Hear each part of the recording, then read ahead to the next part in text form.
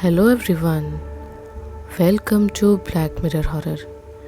कैसे हैं आप सब? आई होप आप सब ठीक होंगे। आज मैं आप सभी के लिए तांत्रिक मसान नाथ और साधिका काली सुंदरी की कहानी का आखिरी भाग लेकर आई हूँ और उम्मीद करती हूँ कि आपको ये कहानी पसंद आई होगी। कहानी पसंद आए तो इस वीडियो को लाइक और चैनल को सब्सक्राइब ज़रूर कीजिएगा और साथ ही इन कहानियों को ज़्यादा से ज़्यादा शेयर कीजिएगा। आप सभी जानते हैं कि इन कहानियों को बनाने में और इनको रिकॉर्ड करने में काफ़ी मेहनत लगती है, तो प्लीज़ इन कहानियों को ज़्यादा से ज़्यादा शेयर कीजिए ताकि चैनल ग्रो हो सके और मुझे और ज़्यादा मोटिवेशन मिल सके आप सभी के लिए और भी अच्छी अच्छी कहानियाँ लाने के लिए। तो चलिए बढ़ते हैं हमारी इस कहानी में आगे। मगर उससे पहले अगर आपने इस कहानी के पिछले भाग नहीं सुने हैं तो पहले उसे सुन ले, वरना आपको आगे की कहानी समझ में नहीं आएगी। इस कहानी के लेखक हैं राहुल हल्दर जी। दिन भर की तेज धूप व गर्मी के बाद शाम का वातावरण थोड़ा सुहावना हो गया था। तांत्रिक मसान नाथ शाम तक काली सुंदरी के उस मंदिर के पास बैठे थे। तांत्रिक मसान नाथ शाम होने से पहले नीलरतन सेन की दुकान पर गए और वहां बैठे हुए थे। नीलरतन सेन ने चाय मंगाई, उसे ही दोनों पी रहे थे। उसी वक्त एक पुलिस की जीप नीलरतन सेन की दुकान के सामने आकर रुकी। उस पुलिस की जीप से दो महिला पुलिस नीचे उतरी। कुछ देर खड़े होकर इधर उधर देखने के बाद दोनों महिला पुलिस नीलरतन सेन की दुकान में आई। उनमें से एक महिला पुलिस ने तांत्रिक मसान नाथ से प्रश्न किया, आपका नाम क्या है? आपको यहाँ पहली बार देखा है। तांत्रिक मसान नाथ बोले, हाँ मैं यहाँ नहीं रहता, मेरा नाम तांत्रिक मसान नाथ है। वो महिला पुलिस फिर बोली, अच्छा तो आप एक तांत्रिक बाबा हैं, आप यहाँ नहीं रहते तो आप यहाँ क्या कर रहे हैं? तांत्रिक मसान नाथ ने जवाब दिया, मैं एक साधक हूँ, भगवान की साधना के लिए यहाँ वहाँ भटकता रहता हूँ, आज यहाँ तो कल कहीं दूसरी जगह। अब नीलरतन सेन बोले, तांत्रिक बाबा मेरे घर पर मेहमान बनकर आए हैं, मैं इन्हें पहचानता हूँ। उस महिला पुलिस ने नीलरतन सेन की बातों पर ध्यान नहीं दिया और बोली, तो आप इनके यहाँ मेहमान बनकर आए हैं? आपने तो कहा कि आप आज यहाँ तो कल कहीं और रहते हैं, तो फिर इनके यहाँ आने की वजह? तांत्रिक मसान नाथ ने जवाब दिया, बोलपुर आया था और यहाँ मैं नीलरतन जी को ही पहचानता हूँ, इसीलिए मैं इनके यहाँ रहने चला गया, और कोई बात नहीं है। वैसे भी यहाँ श्री गणेश जी की इतनी सुंदर मंदिर है और मेरे जैसे एक साधक को मंदिर बहुत ही पसंद होता है। मेरे कारण आपको लोगों को परेशान होने की ज़रूरत नहीं है, क्योंकि मैं कोई चोर डाकू नहीं हूँ। इसके अलावा अगर आपकी किसी तरह मैं मदद कर सकूँ तो अवश्य बताइए। तांत्रिक मसान नाथ की बातों को सुनकर उन दोनों महिला पुलिस के चेहरे पर गुस्सा होने का भाव दिखाई दिया। अब दूसरी पुलिस वाली बोली, तो तांत्रिक बाबा आपको अब ये भी बता दूँ कि आप जिनके यहाँ मेहमान हैं उनके लड़के के खिलाफ़ ये शिकायत आई है कि वो लड़कियों को छेड़ता और उन्हें परेशान करता है। ये सुनते ही नीलरतन सेन ने कहा, मेरा बेटा ऐसा नहीं कर सकता, आपको कोई गलतफहमी हुई है, किसने आपसे शिकायत की? एक पुलिस वाली बोली, हमें आपके लड़के के खिलाफ़ शिकायत मिली है नीलरतन जी, अपने घर चलिए, आपके लड़के के साथ हमें बात करनी है और उसे थाने में चलना होगा। ये सब सुनकर तांत्रिक मसान नाथ समझ गए कि साधिका काली सुंदरी की पहुंच पुलिस वालों तक है, क्योंकि तांत्रिक मसान नाथ को महसूस हो रहा था कि वो दोनों महिला पुलिस झूठ बोल रही हैं। नीलरतन सेन सोच में पड़ गए कि यश ने तो अर्पिता से माफ़ी मांग ली थी और यश ने कहा था कि अर्पिता ने उसे माफ़ कर दिया है, फिर शिकायत क्यों की?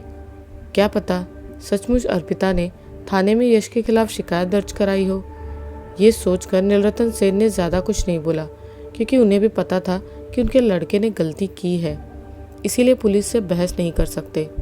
उन दोनों महिला पुलिस के साथ नीलरतन सेन अपने घर गए। तांत्रिक मसान नाथ उनके साथ पुलिस जीप में नहीं गए थे, इसीलिए पैदल ही कुछ देर बाद नीलरतन सेन के घर पहुंच गए। उन दोनों महिला पुलिस से यश ने बार बार पूछा कि किसने शिकायत दर्ज कराई। तब दोनों महिला पुलिस ने बताई कि अर्पिता नाम की लड़की ने शिकायत की है। ये सुनकर यश बोला, अर्पिता को मैं पहचानता हूँ, वह ऐसा नहीं कह सकती, आपको कोई गलतफहमी हुई है। यश ने ये बात कही ज़रूर उसे पता भी नहीं कि अर्पिता ने उसके खिलाफ शिकायत दर्ज कराई है या नहीं। क्या पता अर्पिता अब भी गुस्से में हो और उसने सचमुच थाने में शिकायत दर्ज की हो। यही सोचकर उन दोनों महिला पुलिस के साथ थाने में जाने लगा। उसी वक्त तांत्रिक मसान नाथ ने नीलरतन सेन से पूछा, नीलरतन जी, उस लड़की का घर कहाँ है, आपको पता है? नहीं पता तो यश से पूछ लीजिए। तांत्रिक मसान नाथ के कहे अनुसार नीलरतन सेन ने यश के पुलिस जीप में चढ़ने से पहले अर्पिता का घर कहाँ है ये पूछ लिया। अर्पिता के घर का सही पता बताने के बाद यश को पुलिस जीप अपने साथ थाने की ओर लेकर चली गई। अब तांत्रिक मसान नाथ और नीलरतन सेन जल्दी से अर्पिता के घर की ओर चल पड़े। सही पते पर पहुंचने के बाद आसपास के लोगों से पूछकर उन्हें पता चला कि अर्पिता का घर कौन सा है। अर्पिता के घर के दरवाजे पर खटखटाते ही अर्पिता के पिताजी ने दरवाज़ा खोला। दरवाज़ा खुलते ही नीलरतन सेन बोले, क्या अर्पिता के पिताजी हैं आप? हमें अर्पिता से कुछ बात करनी है। हाँ बोलिए, क्या आपको कुछ काम है अर्पिता से? आइए बैठिए। नीलरतन सेन के साथ तांत्रिक मसान नाथ भी अंदर जाकर बैठे। अर्पिता के पिताजी ने अर्पिता को बुलाया। अर्पिता के आते ही नीलरतन सेन बोले, अर्पिता बेटी, यश को पुलिस वाले थाने ले गए। उन्होंने कहा कि तुमने यश के खिलाफ थाने में शिकायत दर्ज कराई है। मुझे पता है उसने गलती की है, पर वो तुमसे माफ़ी मांगने आया था। ये सुनते ही अर्पिता का चेहरा आश्चर्य से भर गया। नहीं, मैंने तो कोई शिकायत नहीं दर्ज करवाई। उन्हें शायद कोई गलतफहमी हुई होगी। मैं ऐसा यश के साथ कभी नहीं करूँगी। अब तांत्रिक मसान नाथ बोले, बेटी, तब तुम चलकर थाने में बता दो कि तुमने कोई शिकायत दर्ज नहीं करवाई। अर्पिता के पिताजी बोले, आखिर बात क्या है अर्पिता? क्या इनके लड़के ने तुम्हारे साथ कुछ गलत किया है? अर्पिता बोली, नहीं पिताजी, ऐसी कोई बात नहीं है। वो हम दोनों की गलती थी। मैं आपको बाद में सब कुछ बताती हूँ। अभी पहले मुझे इनके साथ थाने में जाना होगा। जब मैंने कोई शिकायत ही नहीं की तो ऐसा कैसे हो सकता है? अर्पिता के घर से रजतपुर का थाना लगभग 3 किलोमीटर दूर है। नीलरतन सेन और तांत्रिक मसान नाथ के साथ अर्पिता को रजतपुर थाने पहुंचने में लगभग 25 मिनट का समय लगा। थाने में पहुंचने के बाद उन्हें थाने के इंचार्ज इंस्पेक्टर से जो पता चला उसे सुनकर उन तीनों के होश उड़ गए। थाने के इंस्पेक्टर ने बताया कि यहाँ किसी यश नाम के लड़के पर शिकायत दर्ज नहीं है और ना ही किसी यश नाम के लड़के को पूछताछ के लिए अभी तक यहाँ लाया गया है। नीलरतन सेन परेशान हो गए कि आखिर वो दोनों महिला पुलिस उनके लड़के को कहाँ ले गए। अर्पिता के चेहरे पर बेचैनी साफ दिख रही थी। केवल तांत्रिक मसान नाथ गंभीर होकर कुछ सोच रहे थे। अब तांत्रिक मसान नाथ ने नीलरतन सेन से थाने के बाहर चलने के लिए कहा। तीनों पुलिस थाने से बाहर गए। नीलरतन जी, अब तक शायद आप भी समझ गए होंगे कि वो दोनों महिला पुलिस शायद काली सुंदरी के लिए काम कर रही हैं। वो दोनों आपके लड़के को कहीं ले गए हैं जिससे हमें परेशान कर सके। आप अर्पिता को उसके घर छोड़ दीजिए। मुझे थोड़ा वक्त चाहिए, तब शायद मुझे पता चल जाए कि वो दोनों महिला यश को कहाँ ले गए। अच्छी बात है ये कि यश के शरीर पर वो काला धागा अब भी है। ये सुनकर अर्पिता बोली, मैं अकेली ही यहाँ से घर चली जाऊँगी। नीलरतन सेन बोले, नहीं अर्पिता, उन्हें तुम्हारे बारे में भी पता है, इसीलिए तुम्हारे साथ भी कुछ बुरा कर सकते हैं। चलो, मैं तुम्हें घर तक छोड़ दूंगा। वैसे भी अंधेरा हो गया है, इसीलिए तुम्हें अकेले नहीं जाने दे सकते। तांत्रिक बाबा, आपको जो कुछ भी करना है करिए। मैं अर्पिता को घर छोड़कर आता हूँ, या फिर घर चलिए और वहाँ पर अपना कार्य करिए। पुलिस थाने से निकलकर नीलरतन सेन और तांत्रिक मसान नाथ ने अर्पिता को उसके घर छोड़कर दोनों नीलरतन सेन के घर पहुँचे। नीलरतन सेन की पत्नी शीतला भी अपने बेटे के लिए परेशान थी, पर नीलरतन सेन ने सच बात शीतला से नहीं बताई, क्योंकि सच्चाई जानकर वो और ज़्यादा परेशान हो जाती। तांत्रिक मसान नाथ के आदेश अनुसार नीलरतन सेन ने अभी कुछ भी बात अपनी पत्नी से नहीं बताई। अब तांत्रिक मसान नाथ बोले, नीलरतन जी, अब मैं आपके आंगन में जो नीम का पेड़ है उसके नीचे कुछ देर एक तंत्र क्रिया करूँगा। इतना बोलकर तांत्रिक मसान नाथ आंगन में जाकर नीम के पेड़ के नीचे बैठ गए। कुछ देर बाद आँख बंद करके मंत्र पढ़ने के बाद तांत्रिक मसान नाथ ने अपने सामने ज़मीन पर सिंदूर से गोल वृत्त बनाया। अब उन्होंने अपनी पोटली से 2-3 रंग का गुलाल निकालकर उस वृत्त के अंदर छिड़क दिया। कुछ देर फिर मंत्र पढ़ने के बाद तांत्रिक मसाननाथ के मुंह से आवाज़ आई, पंच भैरव जाओ और यश कहाँ है मुझे बताओ। तांत्रिक मसाननाथ ने जैसे ही ये बात कही, उनके पास से एक हवा का झोंका निकलकर आसमान में मिल गया। तांत्रिक मसाननाथ लगभग 35 मिनट से ज़्यादा देर तक उस वृत्त के सामने बैठे रहे। उनके अनुसार इतना समय पंच भैरव को नहीं लगना चाहिए, पर पंच भैरव अभी तक नहीं आए थे। तांत्रिक मसाननाथ इस बारे में सोच रहे थे कि तभी एक हवा का झोंका उनके आसपास चक्कर लगाने लगा और वृत्त के अंदर कुछ शब्द उभरने लगा। उस गुलाल बिखरे वृत्त के अंदर लिखा हुआ था, काली सुंदरी की शिष्या और यश जिंदा। इन शब्दों को देखते ही तांत्रिक मसाननाथ को समझ आ गया कि यश कहाँ है, और वो दोनों महिला पुलिस के अलावा साधिका काली सुंदरी की शिष्या भी थी।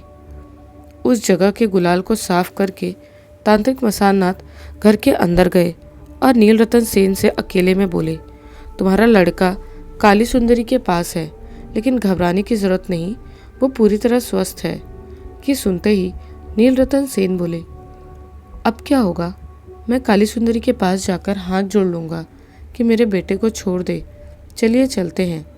तांत्रिक मसाननाथ बोले, नहीं नीलरतन जी, आप यहीं रहिए, जल्द ही आपका लड़का घर लौट कर आएगा। अगर काली सुंदरी को उसे कुछ करना होता तो अब तक कर चुकी होती। मैं वहाँ जा रहा हूँ, आप बिल्कुल भी चिंता मत कीजिए। वहाँ पर आपके साथ कुछ भी हो सकता है, जो कि मैं नहीं चाहता। नीलरतन सेन को तांत्रिक मसाननाथ की शक्तियों पर अब विश्वास था, इसीलिए उन्होंने घर पर रुकना ही सही समझा। अब तांत्रिक मसाननाथ रात के अंधेरे में चल पड़े। कुछ ही देर बाद तांत्रिक मसाननाथ चलते हुए साधिका काली सुंदरी के इलाके में पहुंच गए। वहां गणेश जी के मंदिर के सामने लाल व काले रंग की साड़ी पहनी हुई कुछ महिला बैठकर बातें कर रही थी। इसके अलावा उनमें से 3-4 महिला आंख बंद करके मंत्र ध्यान में व्यस्त थी, और एक साधु जैसा दिखने वाला बूढ़ा आदमी भी वहां बैठा हुआ था। तांत्रिक मसाननाथ जैसे ही मंदिर के सामने पहुंचे, वहां बैठे सभी महिलाओं की नज़र उन पर पड़ी। उस बूढ़े साधु को देखकर तांत्रिक मसाननाथ ने सोचा कि काली सुंदरी तो केवल महिलाओं को ही तंत्र शिक्षा देती है, इसका मतलब ये बूढ़ा आदमी यहाँ उनकी सेवा में है। तांत्रिक मसाननाथ ने किसी से कुछ भी नहीं बोला और सीधे जाकर मंदिर के अंदर बैठ गए। बैठते ही तांत्रिक मसाननाथ ने आंख बंद कर मन ही मन कहा, काली सुंदरी तुम कायर हो, मैं तुम्हारे बनाए मंदिर में बैठा हूँ, पर तुम्हारे अंदर इतनी हिम्मत नहीं कि मेरे सामने आ सको। ये सब खेल बंद करो, और अगर वाकई में तुम मुझे रोकना चाहती हो तो मेरा सामना करो। मन ही मन इतना बोलकर तांत्रिक मसाननाथ वहीं बैठे रहे। उन्हें पता था कि उन्होंने अभी जो बात कही वो साधिका काली सुंदरी के कानों में पहुंच चुकी है। ये मंदिर साधिका काली सुंदरी ने स्थापित किया है, इसीलिए यहाँ एक सिद्ध साधक व साधिका सूक्ष्म वार्ता शक्ति का प्रयोग करके एक तंत्र साधिका काली सुंदरी तक अपनी कुछ बात पहुंचा सकता है। ये शक्ति सभी साधकों के पास नहीं है, पर तांत्रिक मसाननाथ ने कई सारे साधनाओं में सिद्धि पाकर इस शक्ति को पाया है। कुछ ही देर बाद एक महिला मंदिर के पीछे वाले बंगले से निकलकर मंदिर में बैठे तांत्रिक मसाननाथ के पास आई और बोली, आपको अंदर बुलाया गया है, मेरे साथ चलिए। ये सुनते ही तांत्रिक मसाननाथ के चेहरे पर एक हल्की मुस्कान दिखाई दी। उन्हें पता था कि उनके शब्दों का असर साधिका काली सुंदरी पर हो गया है। उस महिला के पीछे पीछे तांत्रिक मसाननाथ मंदिर के पीछे वाले बड़े से बंगले के अंदर गए। बंगले के अंदरूनी हिस्सा काफ़ी अच्छे से सजा हुआ था। बंगले के अंदर जाते ही तांत्रिक मसाननाथ को बहुत सारी भयानक व अद्भुत शक्तियाँ महसूस होने लगी। वो महिला एक कमरे के बाहर तक जाकर खड़ी हो गई और तांत्रिक मसाननाथ से अंदर जाने के लिए कहा। तांत्रिक मसाननाथ उस कमरे का दरवाज़ा खोलकर अंदर गए। उनके अंदर जाते ही उस महिला ने बाहर से कमरे का दरवाज़ा बंद कर दिया। वो कमरा काफ़ी बड़ा था। उस कमरे की दीवारों पर देवी देवताओं की फ़ोटो और गुप्त तंत्र मंत्र की कुछ किताब व पोथी रखी हुई थी। इसके अलावा कमरे में बड़े बड़े गद्देदार आसन वाली कुर्सियाँ भी सजी हुई थी। कमरे के अंदर तांत्रिक मसाननाथ को कोई भी नहीं दिखा। हालांकि कमरे में उजाला भी काफ़ी कम था, इसीलिए पूरा कमरा कितना बड़ा है ये नहीं दिख रहा था। तांत्रिक मसाननाथ इधर उधर देख ही रहे थे कि कमरे के दाहिने तरफ से एक महिला की आवाज़ आई। तो आपके अंदर इतनी तंत्र शक्ति है कि आपने यहाँ पता लगा लिया कि वो लड़का कहाँ है। आपने मेरे तंत्र नियम को भी समाप्त कर दिया। इसकी सज़ा तो आपको मिलेगी। तांत्रिक मसाननाथ ने कमरे के दाहिने तरफ देखा, पर वहाँ अंधेरा होने के कारण कोई महिला उन्हें नजर नहीं आई। उस ओर तांत्रिक मसाननाथ कदम बढ़ाने ही वाले थे कि उस तरफ के अंधेरे से दो महिला मुस्कुराते हुए बाहर आई। अब दोनों महिलाएं सामने जाकर दो बड़े गद्देदार कुर्सी पर बैठ गई। उन दोनों को देखकर तांत्रिक मसाननाथ सोचने लगे कि आखिर इनमें से साधिका काली सुंदरी कौन है। तांत्रिक मसाननाथ कुछ बोलने वाले थे कि उन दोनों में से एक महिला बोली, आप एक तांत्रिक साधक है, आपको अपनी साधना और भक्ति में ध्यान देना चाहिए। वो लड़का अब भी जीवित है, उसे मारना तो चुटकियों का खेल है। बस आप इतना समझ जाइए कि जो यहाँ रहता है उसे हमारे बनाए नियम को मानकर रहना होगा, वरना भुगतेगा। अब दूसरी महिला बोली, हम उस लड़के को यहाँ लाकर बस आपको ये दिखा रहे थे कि हम कुछ भी कर सकते हैं, इसलिए आपकी गलती को एक बार माफ़ कर देते हैं। आप इसी वक्त ये जगह छोड़कर भाग जाइए और ज़िंदगी में कभी भी यहाँ आकर किसी की सहायता करने की कोशिश मत कीजिएगा। तांत्रिक मसाननाथ बोले, ठीक है, पहले उस लड़के को अपने घर जाना होगा। अब दोनों महिला खड़ी हो गई और कमरे के बाएं तरफ गई। वहाँ एक दरवाज़ा था। उस दरवाजे को खोलकर दोनों महिला उसके अंदर चली गई। तांत्रिक मसाननाथ भी दोनों महिला के पीछे उस कमरे में गए। वहाँ जाते ही उन्होंने देखा कि यश एक कोने में बेहोश पड़ा हुआ है। अब दोनों महिला यश के पास गई और उनमें से एक महिला ने आंख बंद कर एक मंत्र पढ़ा। मंत्र पढ़ते ही धीरे धीरे यश का शरीर हिलने लगा और वो जाग गया। जागते ही यश ने डरते अपने सामने उन दोनों महिला को देखा। फिर यश की नज़र वहीं खड़े तांत्रिक मसाननाथ पर पड़ी। तांत्रिक मसाननाथ को देखते ही यश जल्दी से उठकर उनके पास गया और बोला, तांत्रिक बाबा मुझे बचाइए। तांत्रिक मसाननाथ बोले, यश डरने की कोई ज़रूरत नहीं, तुमने कोई नियम नहीं तोड़ा है, इसलिए तुम्हारे साथ इन्हें कुछ भी करने का हक नहीं है। नियम का भंग तभी होता जब लड़की को शिकायत होती, पर अर्पिता को कोई शिकायत नहीं, इसीलिए तुम्हें डरने की कोई ज़रूरत नहीं। क्यों, मैंने ठीक कहा ना काली सुंदरी? यश चलो घर चलते हैं। इतना बोलकर तांत्रिक मसाननाथ और यश उस छोटे कमरे से बाहर बड़े वाले कमरे में आए। अब दोनों महिला में से एक ने ज़ोर से आवाज़ लगाते हुए दरवाज़ा खोलने के लिए बोला। उस कमरे से बाहर निकलकर दोनों उस बंगले के मेन गेट पर पहुँचे। वहाँ जाकर तांत्रिक मसाननाथ ने यश से कहा, यश तुम सीधे घर जाओ, मेरे लिए मत रुकना, मुझे अभी अंदर कुछ और बातें करनी हैं। तांत्रिक मसाननाथ के कहे अनुसार यश सीधे अपने घर की ओर चला गया। तांत्रिक मसाननाथ अब सीधे चलते हुए फिर उस कमरे की तरफ गए, पर वहाँ कमरे के बाहर ही उन्हें उसी महिला ने रोक लिया। तांत्रिक मसाननाथ बोले, मुझे कुछ और बात करनी है। वो महिला कमरे के अंदर गई और फिर कुछ मिनटों बाद आदेश लेकर बाहर आई। आते ही उस महिला ने अंदर जाने का इशारा किया। तांत्रिक मसाननाथ ने अंदर जाते ही देखा कि वो दोनों महिला बैठी हुई थी। अब उनमें से एक महिला ने पूछा, आप फिर से क्या बात करना चाहते हैं? तांत्रिक मसाननाथ बोले, मुझे तो नहीं लगता कि आप दोनों में से कोई भी काली सुंदरी है। मुझे भैरवी काली सुंदरी से मिलना है और उनसे बात करनी है, आप दोनों से नहीं। मैं ऐसे ही आप सभी को अपनी मनमानी नहीं करने दे सकता। ये सुनते ही वो दोनों महिला कुर्सी से खड़ी हो गई। उनका चेहरा गुस्से से लाल हो गया था। उनमें से एक महिला ने आंख बंद कर अपने हाथ को ऊपर उठाया और कुछ मंत्र पढ़ने लगी। अब दूसरी महिला ने भी आंख बंद कर मंत्र पढ़ना शुरू कर दिया। तुरंत ही तांत्रिक मसाननाथ समझ गए कि उन पर तंत्र शक्ति का प्रयोग होने वाला है।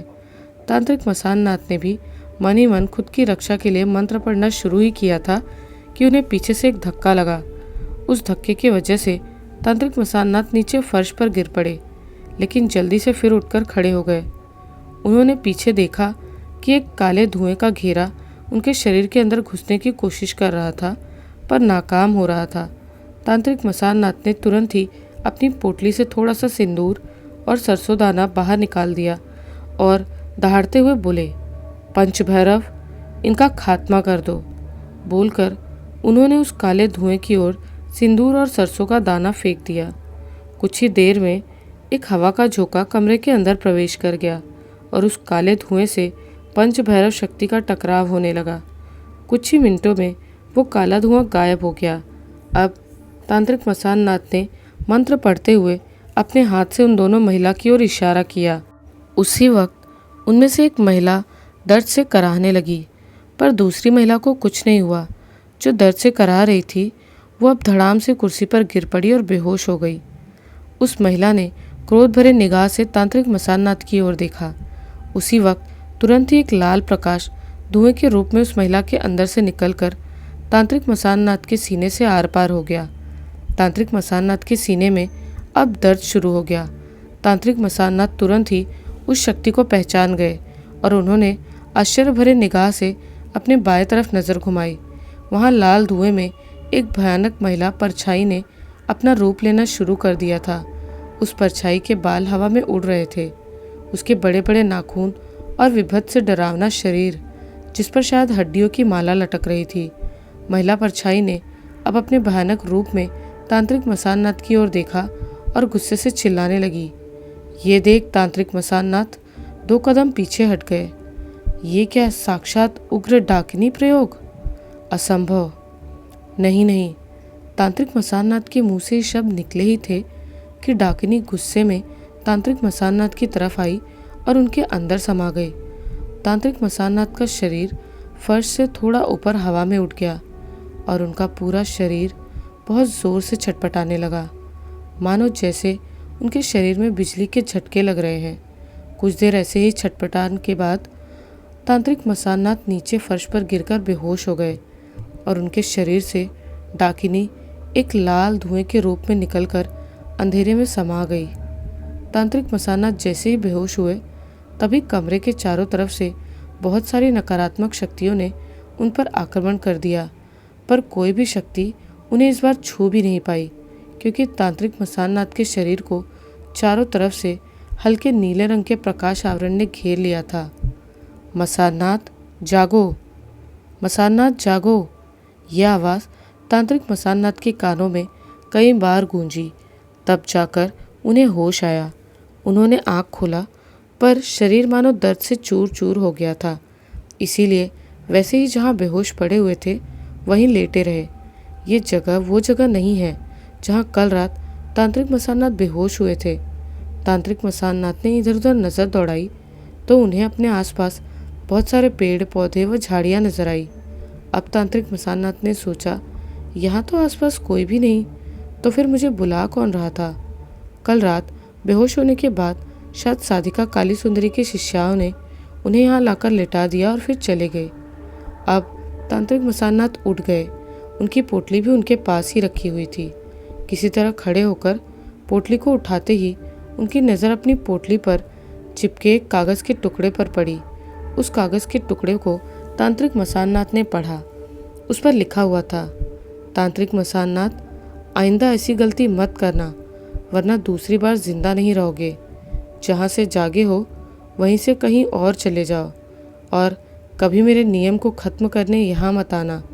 यहाँ जो मैं चाहूँगी वही होगा। कागज़ पर लिखे शब्दों को पढ़कर तांत्रिक मसान नाथ ने मन ही मन कहा, अब जब जिंदा छोड़ ही दिया है तो मैं अपने काम से पीछे नहीं हटने वाला। हम अभी मिले नहीं हैं काली सुंदरी, इसीलिए मैं कहीं नहीं जाने वाला। मैं फिर आ रहा हूँ। दोपहर होने वाली थी। तांत्रिक मसान नाथ अब चलते हुए उस पेड़ पौधे वाली जगह से बाहर की ओर गए। ये जगह काफ़ी सुनसान है। इसके अलावा तांत्रिक मसान नाथ को समझ नहीं आ रहा था कि ये रजतपुरी है या कोई दूसरी जगह। कुछ दूर चलने के बाद उन्हें कुछ घर व लोग दिखाई दिए। तांत्रिक मसान नाथ ने एक आदमी से रजतपुर जाने के बारे में पूछा तो उस आदमी ने बताया कि ये रजतपुर ही है, लेकिन रजतपुर बाजार यहाँ से 2.5 किलोमीटर दूर है। तांत्रिक मसान नाथ को बहुत ज़ोर की प्यास लगी थी। इसके अलावा उनके पूरे शरीर में बहुत ही दर्द हो रहा था। इसीलिए एक नल पर पानी पीकर उन्होंने कुछ देर आराम किया और फिर से चल पड़े। तांत्रिक मसान नाथ किसी तरह धीरे धीरे चलते हुए लगभग 1 घंटे बाद नीलरतन सेन के घर के पास पहुंच गए, लेकिन कुछ सोचकर उन्होंने अपने कदम और आगे नहीं बढ़ाए। तांत्रिक मसाननाथ सोच रहे थे कि उनके कारण साधिका काली सुंदरी क्या पता नीलरतन सेन के परिवार को हानि पहुंचा सकती है, इसीलिए वहां जाना सही नहीं। तांत्रिक मसाननाथ वहां से वापस चलते हुए जा रहे थे कि तभी उन्हें पास एक आम के पेड़ के नीचे छोटा सा मंदिर दिखा। उन्होंने उस मंदिर के पास जाकर देखा तो पता चला कि ये देवी दुर्गा व भगवान शिव का मंदिर है।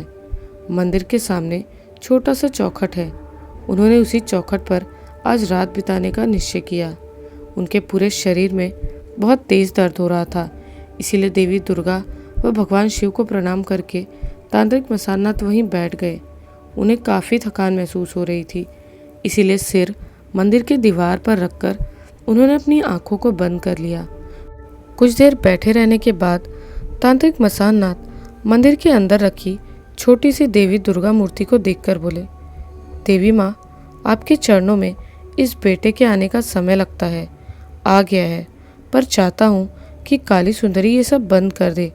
आप ही बताइए, क्या ये सही है कि कोई अपने मन मुताबिक तंत्र शक्ति द्वारा लोगों को मौत की सज़ा दे? कैसे रोकूं काली सुंदरी को समझ नहीं आ रहा।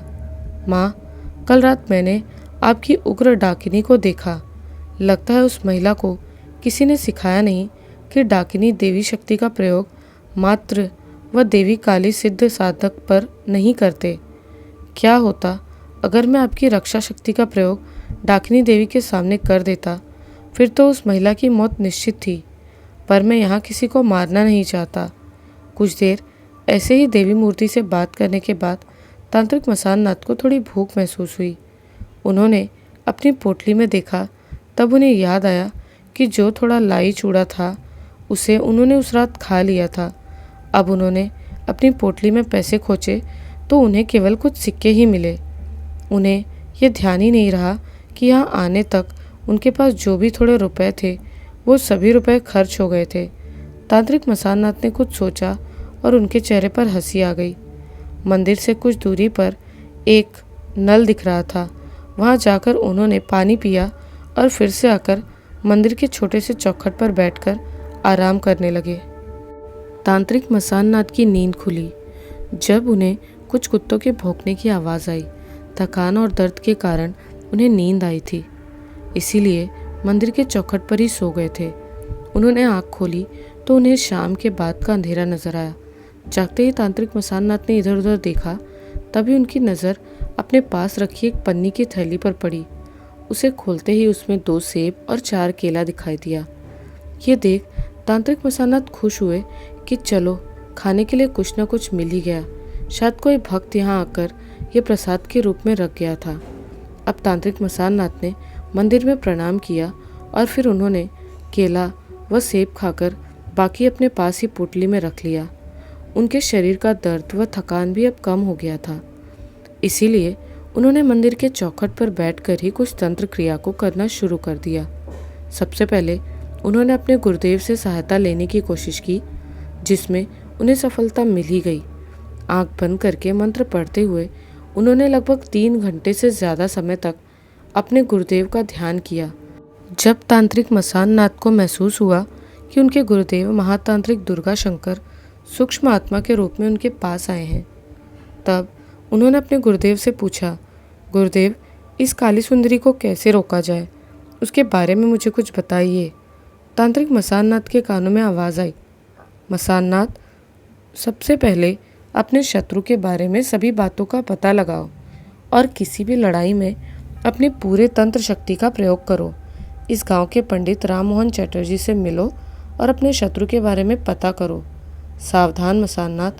अपने गुरुदेव की बस इतनी आवाज़ ही तांत्रिक मसाननाथ को सुनाई दी।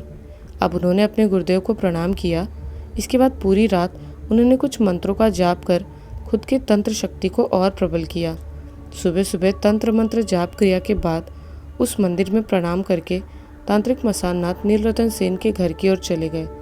वहां जाकर उन्होंने देखा कि नीलरतन सेन आंगन में बैठे हुए थे। नीलरतन सेन ने जैसे ही तांत्रिक मसाननाथ को देखा तो खुश हो गए। तांत्रिक मसाननाथ को घर के अंदर बैठाकर नीलरतन बोले, यश कल रात ही चला आया था। तांत्रिक बाबा, आप पूरी रात कहाँ थे? मैं तो काफ़ी परेशान था कि कहीं आपको काली सुंदरी ने कुछ हानि तो नहीं पहुँचाई। तांत्रिक मसाननाथ बोले, नहीं, मुझे कुछ भी नहीं हुआ। नीलरतन जी, क्या आप यहाँ किसी पंडित राम मोहन चैटर्जी को जानते हैं? मुझे उनसे कुछ काम है। नीलरतन सेन कुछ देर सोचकर बोले, नहीं, मैं इस नाम की किसी भी व्यक्ति को नहीं जानता। ये सुनकर तांत्रिक मसाननाथ बोले, इसका मतलब मुझे उन्हें खोजना होगा। ठीक है, मैं चलता हूँ। नीलरतन सेन बोले, अरे तांत्रिक बाबा, आप बैठिए, मैं जल्दी से जाकर कुछ लोगों से उनके बारे में पूछता हूँ। इतना बोलकर नीलरतन सेन घर से बाहर निकल गए और लगभग आधे घंटे बाद लौट आए। घर आकर उन्होंने कहा, तांत्रिक बाबा, मुझे पंडित राम मोहन चैटर्जी के घर का पता मिल गया। चलिए मैं आपको लेकर चलता हूँ। अब तांत्रिक मसाननाथ और नीलरतन सेन कुछ ही देर में पंडित राम मोहन चैटर्जी के घर के सामने पहुँच गए। वहाँ पहुँचकर तांत्रिक मसाननाथ बोले, नीलरतन जी, अब आप घर चले जाइए, मुझे यहाँ इनसे कुछ ज़रूरी बात करनी है। धन्यवाद आपकी इस सहायता के लिए। नीलरतन सेन बोले, तांत्रिक बाबा, धन्यवाद बोलकर मुझे शर्मिंदा मत कीजिए, मैं हमेशा आपकी सहायता के लिए तैयार हूँ। इतना बोलकर नीलरतन सेन वहाँ से चले गए। अब तांत्रिक मसाननाथ ने जाकर उस घर के दरवाजे को आया। कुछ मिनट बाद एक बूढ़े आदमी ने दरवाज़ा खोला। उस आदमी को देखकर तांत्रिक मसाननाथ को याद आया कि कल रात उन्होंने इस बूढ़े आदमी को काली सुंदरी के बनाए गणेश मंदिर में बैठे हुए देखा था। तांत्रिक मसाननाथ ने उस आदमी से पूछा, आप पंडित राम मोहन जी हैं? सामने से उस बूढ़े आदमी ने जवाब दिया, वाह तांत्रिक मसाननाथ जी, आप अभी तक जिंदा है, आइए अंदर आइए। ये सुनते ही तांत्रिक मसाननाथ समझ गए कि पंडित राम मोहन भी शायद काली सुंदरी के खिलाफ है। इसके अलावा उन्हें साधिका काली सुंदरी और उस जगह पर क्या होता है शायद जानते हैं। तांत्रिक मसाननाथ उस घर के अंदर गए और एक बेंच पर बैठ गए। पंडित राम मोहन भी सामने रखी एक कुर्सी पर जाकर बैठ गए। तांत्रिक मसाननाथ ने पूछा, इसका मतलब है कि कल मेरे साथ वहाँ क्या हुआ आपको पता है? पंडित राम मोहन ने उत्तर दिया, हाँ, ये तो मैं जानता हूँ कि आपने ही काली सुंदरी के तंत्र नियम को खत्म कर दिया। इसीलिए जब कल मैंने आपको अंदर जाते हुए देखा तभी समझ गया था कि आपका अंत निकट है। तांत्रिक मसाननाथ बोले, इसीलिए आपसे कुछ बातें जानने के लिए आया हूँ। आप मुझे यहाँ से बिना कुछ बताए भी चले जाने के लिए कह सकते थे, पर आपने मुझे अंदर बुलाया। इसका मतलब है कि आप भी मेरी कुछ मदद करना चाहते हैं। पंडित राम मोहन ने पूछा, क्या जानना है आपको? तांत्रिक मसाननाथ बोले, मैं ये जानना चाहता हूँ कि साधिका काली सुंदरी ने आखिर यहाँ पर इतना कठोर तंत्र नियम क्यों लगाया है? क्योंकि कोई ऐसे ही किसी दूसरी जगह से आकर एक जगह पर अपने नियम नहीं लगाएगा। तंत्र मंत्र सीखकर काली सुंदरी ने केवल यहाँ आकर तंत्र नियम लगाया। इसके पीछे कोई ना कोई कारण अवश्य होगा। पंडित राम मोहन कुछ देर चुप रहे और फिर उन्होंने कहा, बताऊंगा, लेकिन आप ये जानकर क्या करना चाहते हैं? क्योंकि आप यहाँ केवल कहानी तो सुनने नहीं आए हैं। ये सुनकर तांत्रिक मसाननाथ ने उत्तर दिया, मैं और आप, हम दोनों ही जानते हैं कि काली सुंदरी ने जो तंत्र नियम यहाँ के लोगों पर लगाए हैं वो लड़कियों व महिलाओं की सुरक्षा के लिए हैं। यह अच्छा काम है, लेकिन ये नियम धीरे धीरे पुरुषों पर अत्याचार में परिवर्तित हो गया है, जिसमें कानून कहीं भी नहीं। बस इसी बारे में काली सुंदरी को मैं कुछ समझाना चाहता था। उन्हें मारने या उन्हें हानि पहुंचाने का मेरा कोई मकसद नहीं है। बस मैं काली सुंदरी की सोच को बदलना चाहता हूँ। इसीलिए इनका इतिहास जानना ज़रूरी है। काली सुंदरी को समझाकर यहाँ एक सही नियम लगाया जाए जिससे थोड़ी सी गलती पर किसी के प्राण की हानि ना हो। एक ऐसा नियम काली सुंदरी लगा सकती है जिसमें तंत्र मंत्र और पुलिस की कार्रवाई शामिल हो। पंडित राम मोहन बोले, आपने शायद काली सुंदरी को अभी तक देखा नहीं है। मैंने उन्हें बहुत दिन पहले देखा और अब देखना भी नहीं चाहता। उन्हें देखते ही डर से मेरे रोंगटे खड़े हो जाते हैं। वैसे मैंने शायद काली सुंदरी को नहीं देखा, लेकिन मेरा सामना अंदर दो महिला से हुआ जो अपना परिचय काली सुंदरी के नाम से दे रही थी। वो दोनों महिला कौन है? पंडित राम मोहन हंसते हुए बोले, अच्छा है आपने उन्हें पहचान लिया कि उन दोनों में से कोई भी काली सुंदरी नहीं है। उन दोनों का नाम जया और भव्या है। वो दोनों काली सुंदरी की सबसे खास और तंत्र शक्तिशाली शिष्या हैं, और उन दोनों में खासकर भव्या को साधिका काली सुंदरी ने अपने जैसी बहुत सारी तंत्र शक्तियाँ सिखाई है, जिससे कि काली सुंदरी के बाद वो उस जगह को संभाले। कुछ ही लोगों ने काली सुंदरी को देखा है, बाकी दूसरे लोग भव्या या जया को देखकर ही काली सुंदरी मान लेते हैं। ये सुनकर तांत्रिक मसाननाथ ने प्रश्न किया, अगर आपको काली सुंदरी से इतना ही डर लगता है तो आप वहाँ क्या करने जाते हैं? पंडित राम मोहन बोले, मेरा नाम तांत्रिक राम मोहन चैटर्जी है। मुझे यहाँ रहते हुए लगभग 60 साल से ज़्यादा का वक्त हो गया है, और मेरी उम्र भी लगभग 60 साल से ज़्यादा ही है। मैंने भी तंत्र साधनाओं को सिद्ध किया है। मैं वशीकरण क्रिया करने में बहुत ही माहिर हूँ, इसीलिए काली सुंदरी ने मुझे अपने साथ रखा है। हालांकि इसके पीछे एक बहुत ही बड़ी कहानी है जो मैं आपको नहीं बताना चाहता। तांत्रिक मसाननाथ ने कहा, आप मुझे बता सकते हैं, मैं ये बातें किसी से नहीं बताने वाला। मुझे इन बातों को जानना ही होगा, क्योंकि इस इलाके को शायद इस अपराध से बचाना है, और आप ही एक ऐसे व्यक्ति हैं जिन्हें शायद काली सुंदरी के बारे में बहुत कुछ मालूम है। आप उनके साथ काम भी करते हैं, इसीलिए आपकी सहायता की ज़रूरत है। आपके कारण कई पुरुषों की जान बच जाएगी, कृपया मुझे बताइए। तांत्रिक मसाननाथ की बातों को सुनकर पंडित राम मोहन कुछ देर गंभीर होकर सोचते रहे, और फिर उन्होंने बताना शुरू किया। ठीक है, मैं आपको बताता हूँ। कुछ दिन पहले की बात है। मेरे बेटे आशीष को यहाँ के लोग एक अच्छा लड़का मानते थे। मैं तंत्र साधना करके घर आता और कुछ मंदिरों व घरों में पूजा पाठ करके जीवन यापन करता। आशीष जब छोटा था तब उसकी माँ का स्वर्गवास हो गया। आशीष जब थोड़ा बड़ा हुआ तब मैंने उसे थोड़ा बहुत वशीकरण तंत्र के बारे में बताया, क्योंकि वो अक्सर ही मेरी साधनाओं में रुचि लेता था। बाद में जब वो खुद से ही मेरे तंत्र पोथियों को पढ़कर वशीकरण क्रिया सीखना चाहता था, तब मैंने उसे मंत्र प्रदान करके हल्का फुल्का वशीकरण क्रिया सिखा दिया। कॉलेज जाते ही कुछ बुरे लड़कों से उसकी दोस्ती हो गई, और मेरा अच्छा लड़का धीरे धीरे उन लड़कों की तरह बन गया। नशा करना, लड़कीबाजी, यही सब करता रहता। उसे बहुत समझा कर भी मैं सुधार नहीं पाया। एक दिन मुझे पता चला कि आशीष एक प्रिया नाम की लड़की के साथ प्रेम संबंध में है। पहले मुझे थोड़ा गुस्सा आया और उस लड़की के बारे में चिंता भी हुई, क्योंकि मेरा बेटा पहले के जैसा अच्छा लड़का नहीं था।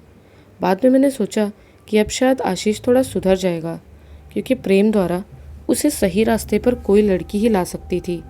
पर मेरे बेटे का स्वभाव नहीं बदला। उसने पास वाले गांव की एक लड़की को बहला फुसला कर अपने वश में कर लिया, और फिर उसके साथ शारीरिक संबंध बनाना शुरू कर दिया।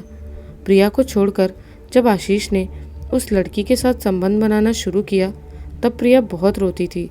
प्रिया बहुत ही अच्छी लड़की थी। वो इस दुख से रोती रहती, लेकिन उसने चाहा कि आशीष जिसके साथ भी रहे खुश रहे। धीरे धीरे दिन बीतने के साथ प्रिया ये सब बात भूलने लगी थी, लेकिन आशीष उस लड़की को छोड़कर फिर से प्रिया से प्रेम करने लौट आया। तब प्रिया काफ़ी आश्चर्यचकित हो गई थी कि आखिर क्या हो रहा है। उसने प्रिया से माफ़ी भी मांगी, क्योंकि उसे थोड़ा बहुत वशीकरण क्रिया आती थी, इसीलिए उसका प्रयोग करते ही प्रिया ने उसे माफ़ कर दिया और फिर से आशीष के साथ प्रेम संबंध बना लिया। अचानक ही एक दिन प्रिया ने सोचा कि उसे छोड़कर जिस लड़की के साथ आशीष ने संबंध बनाया था वो कैसी है और कहाँ रहती है। बहुत खोजबीन के बाद प्रिया उस लड़की से मिली, और तब प्रिया को पता चला कि मेरे बेटे ने उस लड़की को डरा धमका कर जबरदस्ती उसके साथ बलात्कार जैसे शारीरिक संबंध बनाए, और उस बेचारी के जीवन को वशीकरण क्रिया द्वारा नर्क बना दिया। ये सब जानकर भी प्रिया ने आशीष से कुछ नहीं कहा। इसी बीच 2 दिन के लिए प्रिया गायब हो गई। उसे बहुत खोजा गया, पर वो नहीं मिली। 2 दिन बाद जब प्रिया मिली, उस दिन मेरा लड़का गायब हो गया। आशीष को बहुत ही खोजा गया, लेकिन वो नहीं मिला। एक दिन शाम के वक्त कुछ लोगों ने आकर सबको बताया कि एक लाश मिली है, जहाँ अब काली सुंदरी का इलाका है। वहाँ पहले पेड़ पौधे व झाड़ियाँ ही थी। वो लाश भी उसी सुनसान जगह पर कचरे के गड्ढे में पड़ी हुई थी। वहाँ जाकर मैंने जो दृश्य देखा उसे मैं आज तक नहीं भूल पाया हूँ। वो लाश मेरे बेटे आशीष की थी। आशीष को बहुत कठिनाई से मैं पहचान पाया, क्योंकि किसी ने उसके पूरे चेहरे को कुचल दिया था, और उसके शरीर पर धारदार हथियार से कई बार वार किया गया था। आशीष के गले में एक माला थी। उसे देखकर मैंने पहचाना कि वो लाश मेरे बेटे की है। इसके अलावा जिस बात ने हम सभी को ज़्यादा आश्चर्य व दहशत में डाल दिया वो ये थी कि मेरे बेटे के लिंग को काट कर निकाल लिया गया था। इतनी बुरी तरह से किसी ने मेरे बेटे आशीष की हत्या कर दी थी। यहाँ के सभी लोगों का शक प्रिया पर हुआ और मैंने भी उस पर हत्या का आरोप लगा दिया। उस वक्त मैं भी गुस्से में था, इसीलिए मैंने उसे सबके सामने प्रिया को एक थप्पड़ भी मारा था। उस वक्त उस इलाके के प्रधान मुखिया गोपाल मंडल थे। उन्होंने आदेश दिया कि प्रिया को ज़बरदस्ती इस इलाके से भगा दिया जाए। इसके बाद अपमान और दुख के कारण प्रिया बोलपुर छोड़कर चली गई थी। ये समाज ही ऐसा है। हमने पूरा दोष उस बेचारी प्रिया पर डाल दिया। कई साल तक प्रिया का कोई पता नहीं चला। क्योंकि ये घटना मेरे लड़के के साथ जुड़ी हुई थी, इसलिए मैंने कई जगहों पर प्रिया को खोजा, लेकिन मुझे नहीं पता चला कि वो कहाँ चली गई। कई साल बाद काली सुंदरी यहाँ आई और इसके आते ही एक समय यहाँ के मुखिया रहे गोपाल मंडल गायब हो गए। फिर हर रात एक एक कर गोपाल मंडल के साथ रहने वाले सभी लोग गायब होते गए। एक दिन अचानक ही मेरा सामना काली सुंदरी से हुआ और उसे देखते ही मैं पहचान गया कि वो प्रिया है। उस वक्त उसके खुले बाल, माथे पर भस्म, तिलक व गुस्सैल चेहरा बहुत ही भयानक दिख रहा था और अब तो उसकी आंखों में आंख डालकर देखने से ही शरीर कांप जाता है। उस वक्त जब काली सुंदरी मेरे सामने आई तो हम दोनों में झगड़ा शुरू हो गया और कुछ ही देर में ये झगड़ा एक तंत्र युद्ध में बदल गया। मैंने जीवन में जितनी तंत्र शक्ति पाई थी सभी का प्रयोग मैंने काली सुंदरी पर किया, लेकिन उसे कुछ भी नहीं हुआ।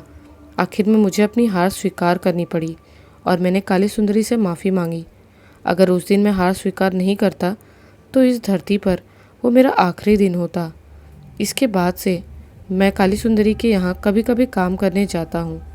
कई बार लोगों को अपने वश में करने के लिए भी काली सुंदरी ने मुझसे कहा और मैंने किया। अब और सुनिए, भव्या वही लड़की है जिसके साथ मेरे बेटे ने ज़बरदस्ती शारीरिक संबंध बनाया था। यहाँ आने के बाद काली सुंदरी ने सबसे पहले भव्या को तंत्र शिक्षा प्रदान कर उसे तंत्र मंत्र के जगत का एक शक्तिशाली साधक बना दिया। धीरे धीरे काली सुंदरी की शिष्या संख्या बढ़ती गई। अब काली सुंदरी केवल गणेश चतुर्थी के दिन निकलती है और अकेले गणेश मंदिर में पूजा करती है। काली सुंदरी इतनी शक्तिशाली है कि इस पूरे इलाके को एक ही बार में मौत के घाट उतार सकती है। उन्होंने उच्चष्टि गणेश जी की साधना में सिद्धि पाई। तब से बंगले के अंदर नीचे की तरफ एक गुफा में काल कोठरी जैसी जगह पर खुद को ध्यान में लीन कर लिया है। उनसे मिलने का आदेश केवल भव्या और जया को ही है। इतना सब कुछ बताकर पंडित राममोहन शांत हुए। तांत्रिक मसाननाथ सब कुछ ध्यान से सुन रहे थे। अब उन्होंने बताया, उस वक्त प्रिया एक तांत्रिक के पास गई थी। वो साधक ऐसे ही अपमानित व दुखी लोगों को तंत्र शिक्षा प्रदान करके उनमें प्रतिशोध की भावना जगाता है। उनका नाम साधक काल कपाल है। साधक काल कपाल से तंत्र मंत्र सीखने के बाद ही शायद उसने अपना नाम साधिका काली सुंदरी रख लिया। आपकी बातों को सुनकर समझ गया कि काली सुंदरी को हराना लगभग असंभव है।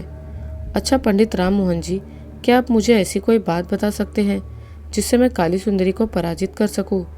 पंडित राम मोहन बोले, मुझे जितना पता था और काली सुंदरी के बारे में जो भी बातें थी मैंने आपको सब कुछ बता दिया। काली सुंदरी ने बहुत सारी गुप्त तंत्र साधना की है, इसीलिए आपके पास कोई ऐसी शक्ति होनी चाहिए जो उसकी शक्तियों से ज़्यादा शक्तिशाली हो, तभी कुछ हो सकता है। अब तांत्रिक मसाननाथ बेंच से उठते हुए बोले, पंडित जी, आपकी इस सहायता के लिए बहुत बहुत धन्यवाद। अब देखता हूँ कि काली सुंदरी को रोकने के लिए मैं क्या कर सकता हूँ। अब मैं चलता हूँ। पंडित जी प्रणाम। पंडित राममोहन के घर से निकलकर अब तांत्रिक मसाननाथ फिर छोटे से देवी दुर्गा मंदिर के पास पहुँच गए, जहाँ उन्होंने रात भर मंत्र जाप किया था। वहाँ मंदिर के पास जाकर तांत्रिक मसाननाथ बैठ गए। उन्होंने मन ही मन निश्चय किया कि आज रात तो काली सुंदरी से सामना करके रहेंगे। अब तांत्रिक मसाननाथ आंख बंद करके पद्मासन में बैठ गए और कृष्ण काली मंत्र का जाप करते रहे। रात के उस वक्त लगभग 12 बजने वाले थे। तांत्रिक मसाननाथ उस बंगले के सामने पहुँचे जहाँ काली सुंदरी रहती है। उस वक्त भी गणेश मंदिर के चौखट पर कुछ महिला आंख बंद कर मंत्र जाप में लीन थी। अब तांत्रिक मसाननाथ ने अपनी पोटली से मदन मोहन बांसुरी निकालकर बजाना शुरू कर दिया। कुछ देर मदन मोहन बांसुरी बजाते ही बंगले का गेट खोलकर 2 आदमी और 3 महिला बाहर आए। उन्हें देखकर ऐसा लग रहा था कि बांसुरी की आवाज़ सुनकर वो सभी तांत्रिक मसाननाथ के वश में हो गए हैं। वो सभी तांत्रिक मसाननाथ की तरफ केवल एकटक देखते ही जा रहे थे। तांत्रिक मसाननाथ बिना कुछ बोले ही अंदर की ओर मदन मोहन बांसुरी बजाते हुए चले गए। अंदर जाकर उन्होंने बांसुरी बजाना बंद कर लिया। अब तांत्रिक मसाननाथ ने बांसुरी की आवाज़ से वश में हुई एक महिला से कहा, काली सुंदरी कहाँ है?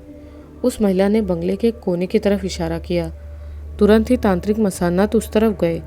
गलियारे से निकलते हुए जब आसपास के कमरों को पार कर तांत्रिक मसाननाथ एक दीवार के पास पहुंचे, तब उन्हें वहां एक सीढ़ी दिखाई दी जो कि नीचे की ओर जा रही थी। तांत्रिक मसाननाथ उस सीढ़ी से उतरते हुए नीचे एक गुफा की तरफ दिखने वाले स्थान पर पहुंचे। वहां केवल 2-3 लालटेन जल रही थी, इसीलिए रोशनी उतनी ज़्यादा नहीं थी। तांत्रिक मसाननाथ ने एक लालटेन उठा लिया और उस गुफा जैसी जगह पर चलते हुए इधर उधर देखने लगे। उसी वक्त तांत्रिक मसाननाथ के कानों में किसी महिला के मंत्र जाप की आवाज़ आई। कुछ आगे तक और चलने के बाद उन्हें एक कमरा दिखाई दिया जहाँ से मंत्र जाप की आवाज़ आ रही थी। उस कमरे का हल्का दरवाज़ा खुला हुआ था। तांत्रिक मसाननाथ ने चुपके से अंदर की ओर झांका और अंदर का दृश्य देख तांत्रिक मसाननाथ भी अचंभित हो गए। उन्होंने देखा कि कमरे के अंदर एक महिला फर्श से थोड़ा ऊपर हवा में बैठी हुई थी और अपनी आंख बंद कर मंत्र जाप कर रही थी। उस महिला के चारों तरफ नीचे फर्श पर 2-3 यंत्र बने हुए थे। उस महिला के आसपास 4-5 बड़े बड़े घी के दिए जल रहे थे। उसी रोशनी में तांत्रिक मसाननाथ ने उस महिला को साफ साफ देखा। उस महिला को देखते ही उन्हें समझ आ गया कि यही है साधिका काली सुंदरी। अब साधिका काली सुंदरी ने अचानक ही मंत्र पढ़ना बंद कर दिया और उनके मुंह से आवाज़ आई, तांत्रिक मसाननाथ, आपको क्या लगता है कि आप मेरे तंत्र क्षेत्र में प्रवेश करेंगे और मुझे कुछ भी पता नहीं चलेगा? यह आवाज़ सुनते ही तांत्रिक मसाननाथ उस बड़े से कमरे के अंदर गए। उनके प्रवेश करते ही साधिका काली सुंदरी ने अपनी आंखें खोली और उन्होंने प्रश्न किया, आपको एक बार जीवित छोड़ दिया गया, अब आप यहाँ पर किस लिए आए हैं? क्या मुझे मारने के लिए आए हैं? पर यह आपके लिए संभव नहीं है। तांत्रिक मसाननाथ बोले, आपको जान से मारने नहीं आया हूँ, बल्कि आपको समझा बुझाकर यहाँ हो रहे अत्याचार को रोकना चाहता हूँ। साधिका काली सुंदरी ने तांत्रिक मसाननाथ के चेहरे को बड़े ही अजीब भाव से देखा और फिर बोलने लगी, मैं कोई अत्याचार नहीं कर रही हूँ, बल्कि जो अत्याचार करते हैं मैं उन्हें सज़ा देती हूँ। तांत्रिक मसाननाथ बोले, अच्छा ऐसी बात है, फिर इतने सारे लोगों की मौत कैसे हुई? थोड़ी सी गलती की सज़ा मौत नहीं हो सकती। सज़ा के लिए किसी की जान लेने का अधिकार भगवान ने आपको नहीं दिया है। भगवान खुद ही पापियों को सज़ा देते हैं। आपने जो अपराध किया है उसका फल आपको भी ज़रूर मिलेगा। इसी बीच साधिका भव्या की नींद बाहर हो रहे कुछ हलचलों को सुनकर खुल गई। उन्होंने बाहर आकर देखा तो 3 महिला शिष्या बहन व 2 आदमी कुछ व्यवहार अजीब सा कर रहे थे और एक टक केवल उस तरफ देख रहे थे जहाँ से नीचे की तरफ जाया जाता है। साधिका भव्या उनको देखकर तुरंत ही समझ गई कि उन पर मोहिनी वशीकरण के जैसे किसी वशीकरण का प्रयोग हुआ है। कहीं ये कार्य तांत्रिक मसाननाथ ने तो नहीं किया। यही सोचते हुए साधिका भव्या जल्दी से साधिका काली सुंदरी जहाँ ध्यान साधना करती है उस ओर चल पड़ी। तांत्रिक मसाननाथ ने कल रात जिस शक्ति का प्रयोग साधिका जया पर किया था और वो बेहोश हो गई, तब से वो अब तक नहीं ठीक हुई। साधिका भव्या ने जया को इसीलिए नहीं बुलाया। इधर तांत्रिक मसाननाथ की बातों को सुनकर साधिका काली सुंदरी की आंखें गुस्से से लाल हो गई। मुझे जो करना है मैं करूँगी, मुझे कोई नहीं रोक सकता, मौतें भी होंगी। मैं अपने गुरु की तरह नहीं हूँ कि आप इतनी आसानी से मुझे मौत दे सके। ज़रा अपने दाहिनी तरफ देखिए। तांत्रिक मसाननाथ ने अपने दाहिनी तरफ देखा। वहाँ पर एक टेबल के ऊपर पानी जैसे द्रव्य से भरी कांच की जार में एक सिर रखा हुआ था। उस सिर को ध्यान से देखते ही तांत्रिक मसाननाथ को बड़ा आश्चर्य हुआ। उन्होंने कहा, इसका मतलब है साधक काल कपाल के मृत शरीर से आपने उनका सिर कटवा कर मंगवा लिया। साधिका काली सुंदरी बोली, शिष्य व शिष्या को उनके गुरु की मौत महसूस हो जाती है। वैसे भी मेरे गुरुदेव अपने स्वार्थ की वजह से तंत्र मंत्र सिखाते थे। उनका दिमाग बहुत ही तेज व चालाक था, इसीलिए ये सिर कीमती है। तांत्रिक मसाननाथ बोले, अगर आप भी यहाँ के पुरुषों को मारने का खेल बंद नहीं करेंगी तो आपके साथ भी वही होगा जो आपके गुरुदेव के साथ हुआ। मुझे अब विवश होकर आपको भी शायद मारना होगा, या आप अपने मस्तिष्क में सुधार लाइए। उसी वक्त पीछे से वहाँ साधिका भव्या भी आ गई। तांत्रिक मसाननाथ की बातों को सुनकर वो गुस्से में चिल्लाकर बोली, मसाननाथ, तेरी इतनी हिम्मत कि तू मेरे काली सुंदरी देवी को मारेगा? कल रात तुझे जिंदा छोड़कर गलती कर दी, पर आज वो गलती नहीं होगी। कल सुबह तुम्हारे शरीर को कुत्ते व सियार नोच रहे होंगे। इतना बोलकर साधिका भव्या ने फिर से मन ही मन डाकिनी मंत्र पढ़ना शुरू कर दिया। मिनटों में ही एक लाल धुआं कमरे में इधर उधर हलचल करने लगा। धीरे धीरे उस लाल धुएं ने जब डाकिनी रूप धारण करना शुरू किया, तब तांत्रिक मसाननाथ गुस्से में बोले, रुक जाओ भव्या, तुम एक ही बार गलती कर सकती हो और एक ही गलती बार बार नहीं कर सकती। तुम मेरे ऊपर अब डाकिनी शक्ति का प्रयोग नहीं कर सकती, वरना इसका बहुत ही बुरा परिणाम तुम्हें भुगतना होगा। तांत्रिक मसाननाथ ने जब देखा कि साधिका भव्या अब भी डाकिनी शक्ति को नहीं रोक रही, तब उन्होंने अपने माथे पर अपने दाहिने हाथ का अंगूठा रख दिया और मंत्र पढ़ने लगे। धीरे धीरे डाकिनी तांत्रिक मसाननाथ के पास आने लगी और फिर उनके पास आकर गायब हो गई। उसी वक्त साधिका भव्या के पूरे शरीर में जलन होने लगी और धीरे धीरे उनके शरीर का जलन इतना बढ़ गया कि वो पागलों की तरह चिल्लाने लगी। साधिका भव्या के शरीर का चमड़ा मानो जलकर सचमुच हल्का हल्का काला हो रहा था। ये देख साधिका काली सुंदरी जल्दी से उसके पास गई। कुछ देर और फिर ज्यादा दर्द ना सह पाने के कारण अधमरी सी होकर गिर पड़ी और बेहोश हो गई। ये देख साधिका काली सुंदरी का खून खौल उठा और उन्होंने अब वहीं रखे सिंदूर को उठा लिया और मारण मंत्र पढ़ते हुए उसे तांत्रिक मसाननाथ की ओर फेंक दिया। मारण शक्ति के खिलाफ तांत्रिक मसाननाथ ने भी रक्षा मंत्र से खुद को बचा लिया। अब साधिका काली सुंदरी ने अपनी सभी तंत्र शक्तियों का प्रयोग उन पर कर दिया। तांत्रिक मसाननाथ कुछ और शक्ति प्रयोग करते उससे पहले ही उनके शरीर पर एक जोरदार झटका लगा और वो सीधे जाकर पीछे की दीवार से टकराकर नीचे गिर पड़े। तांत्रिक मसाननाथ जैसे ही नीचे गिरे, उनके पोटली का सारा सामान भी फर्श पर बिखर गया। उन्हीं सामग्री में तांत्रिक मसाननाथ का त्रिशूल भी था। साधिका काली सुंदरी ने उस त्रिशूल को उठा लिया और नीचे गिरकर दर्द से कराह रहे तांत्रिक मसाननाथ के सीने में त्रिशूल से वार कर दिया। त्रिशूल के नुकीले कोने तांत्रिक मसाननाथ के सीने को चीरते हुए अंदर तक चले गए और खून की धार निकल पड़ी। त्रिशूल को तांत्रिक मसाननाथ के सीने से निकाल साधिका काली सुंदरी ने फिर से उन पर मारण शक्ति का प्रयोग कर दिया। तांत्रिक मसाननाथ कुछ देर दर्द से कराहते रहे और फिर महादेव व भगवान कृष्ण काली रूप का नाम बार बार बोलते हुए शांत हो गए। कुछ ही मिनट में उन्होंने सांस लेना भी बंद कर दिया। ये देखकर साधिका काली सुंदरी समझ गई कि तांत्रिक मसाननाथ की मौत हो गई है। उन्होंने त्रिशूल को वहीं फेंक दिया और बेहोश पड़ी अपनी शिष्या सहेली भव्या कैसी है ये देखने लगी। कुछ ही मिनटों बाद अचानक ही तांत्रिक मसाननाथ का मृत शरीर कांपने के जैसे हिलने लगा और उनके शरीर की सभी नसें उभर आई और मानो उनका शरीर हल्का सा काला हो गया। धीरे धीरे तांत्रिक मसाननाथ ने अपनी आंखें खोली और कांपते हुए उठकर बैठ गए। उनकी आंखों से उनकी पुतली गायब हो गई थी। देखकर ऐसा लग रहा था कि तांत्रिक मसाननाथ के मृत शरीर को किसी अलौकिक शक्ति ने अपने वश में कर लिया था। अब सामने फर्श पर पड़े हुए अपने मदन मोहन बांसुरी को उठाकर तांत्रिक मसाननाथ खड़े हो गए और अपने दाहिने पैर को बाएं पैर की तरफ रखकर भगवान श्री कृष्ण की तरफ बांसुरी बजाने लगे। साधिका काली सुंदरी ने तांत्रिक मसाननाथ की ओर अब तक ध्यान नहीं दिया था, क्योंकि वो आंख बंद कर भव्या को ठीक करने की तंत्र क्रिया सोच रही थी। बांसुरी की पहली धुन निकलते ही साधिका काली सुंदरी ने श्री कृष्ण की तरह खड़े तांत्रिक मसाननाथ की ओर देखा। उन्हें इस बात पर विश्वास ही नहीं हो रहा था कि तांत्रिक मसाननाथ अभी तक जिंदा है। केवल एक बार बांसुरी बजाकर तांत्रिक मसाननाथ कांपते हुए साधिका काली सुंदरी को देखने लगे।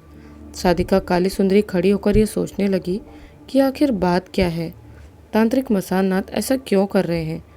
अब तांत्रिक मसाननाथ ने अपनी आंखें चौड़ी कर मुस्कुराते हुए अपनी जीभ को बाहर निकाल लिया और जीभ के पास बांसुरी लगाकर खड़े रहे। ये दृश्य देखकर अचानक ही साधिका काली सुंदरी का चेहरा आश्चर्य और डर से भर गया और उनके मुंह से बस एक शब्द निकला, कृष्ण काली। तभी तांत्रिक मसाननाथ के अंदर से एक महिला की आवाज़ आई, काली सुंदरी, मेरे बेटे को मारने की हिम्मत तुझ में नहीं है। तुम्हें अभी मैं समाप्त कर देती, पर मेरा बेटा ऐसा नहीं चाहता था।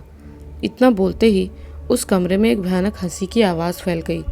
साधिका काली सुंदरी तुरंत ही हाथ जोड़कर तांत्रिक मसाननाथ के पैरों में गिर पड़ी और बोली, जैसा तांत्रिक मसाननाथ चाहते थे वैसा ही मैं करूँगी।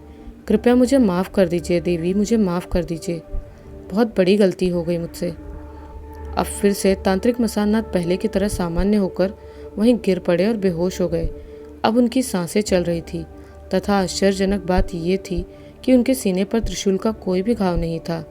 सुबह जब तांत्रिक मसाननाथ को होश आया तो उन्होंने देखा कि साधिका काली सुंदरी उनके पास बैठी हुई थी और उन्हें एक मखमल के बिस्तर पर सुलाया गया था। तांत्रिक मसाननाथ जल्दी बिस्तर से उठकर बैठ गए। साधिका काली सुंदरी हाथ जोड़कर बोली, तांत्रिक बाबा, मुझे अपनी गलती का एहसास हो गया है। अब से यहाँ मेरे कारण कोई भी परेशान नहीं होगा और ना ही किसी की मृत्यु होगी। मुझे माफ़ कर दीजिए। तांत्रिक मसाननाथ बोले, काली सुंदरी, तुम नियम लगाओ, पर किसी दूसरी तरह का नियम लगाओ। मैं भी चाहता हूँ कि सभी पुरुष लड़की व महिलाओं का सम्मान करें। अगर यहाँ ऐसा कोई नहीं करता है तो तुम कोई ऐसा तंत्र नियम लगाओ कि वो पकड़ा जाए और कानून अपनी तरह से उस पर कार्रवाई करे। जी तांत्रिक बाबा, मैं ऐसा ही कुछ करूँगी। तांत्रिक मसाननाथ बिस्तर से अब खड़े हो गए और वहीं पास में रखी हुई अपनी पोटली को कंधे पर उठाकर बोले, जानकर अच्छा लगा कि तुम अब पहले जैसी नहीं हो। अब मुझे यहाँ से चलना चाहिए। साधिका काली सुंदरी ने तांत्रिक मसाननाथ के लिए कुछ विशेष भोजन का आयोजन किया था। भोजन ग्रहण करने के बाद साधिका काली सुंदरी ने उन्हें वहाँ अपने बंगले में गुरुदेव की तरह रहने के लिए आग्रह किया, पर तांत्रिक मसाननाथ ने मना कर दिया। इसके बाद तांत्रिक मसाननाथ वहाँ से निकलकर बोलपुर स्टेशन जाने के लिए चल पड़े। यहाँ से बोलपुर स्टेशन फिर भी काफ़ी दूर है और ऑटो द्वारा भी वहाँ जाया जा सकता है, लेकिन तांत्रिक मसाननाथ के पास ऑटो का किराया देने के लिए पैसा नहीं था। आसपास के खेत खलिहान देखते देखते पैदल ही चलते हुए तांत्रिक मसाननाथ रजतपुर से दूर चले गए। कैसी लगी आपको ये कहानी? हमें कमेंट्स में ज़रूर बताइएगा और इन वीडियोस को आप ज़्यादा से ज़्यादा शेयर कीजिएगा ताकि इन वीडियोस को लोग ज़्यादा से ज़्यादा देखें और हमारा ये चैनल ग्रो हो सके, ताकि मुझे नई नई कहानियाँ लाने की मोटिवेशन मिलती रहे।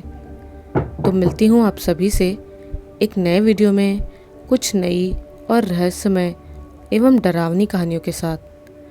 जय बाबा महाकाल।